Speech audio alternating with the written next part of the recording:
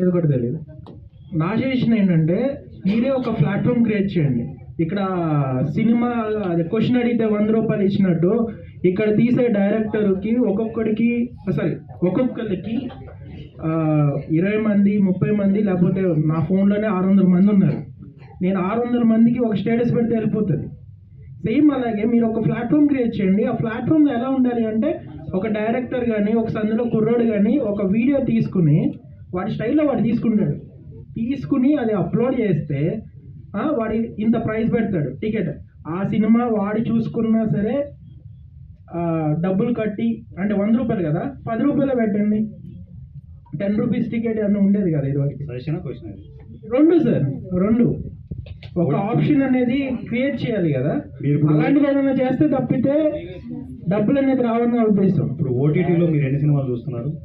నేను నెట్ఫ్లిక్స్లోనే ఉంటాను సార్. ఉంటారు ప్రొఫెషనల్ కాబట్టి నెట్ఫ్లిక్స్ ఉంటారు. 90% పీపుల్ అంతా ఇక్కడ ఐబొమ్మ అనే చూస్తారు.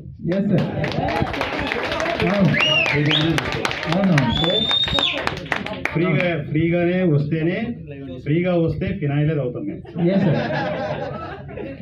రెడీ కానీ డబ్బులు పెట్టి మేము చూడం.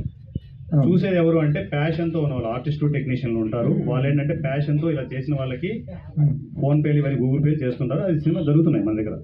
డైరెక్ట్ క్యూఆర్ కోడ్ పెట్టేసి ఫస్ట్ సినిమా చూడండి, నచ్చితే వాళ్ళ ప్యాషన్ నచ్చితే వాళ్ళ కష్టం నచ్చితే మీకు నచ్చింది వేయండి అంటున్నాం. పడుతూనే ఉన్నాయిగా, రెవెన్యూ జనరేట్ అవుతుంది. మీరు కొత్తగా వచ్చారు అంతే. లేదు సినిమాలన్నిటికీ రెవెన్యూ జనరేట్ అవుతుంది. చిన్నదో పెద్దదో రెవెన్యూ జనరేట్ అవుతుంది. అది పూర్వం ఇంకా పెరుగుతుంది. Okay sir.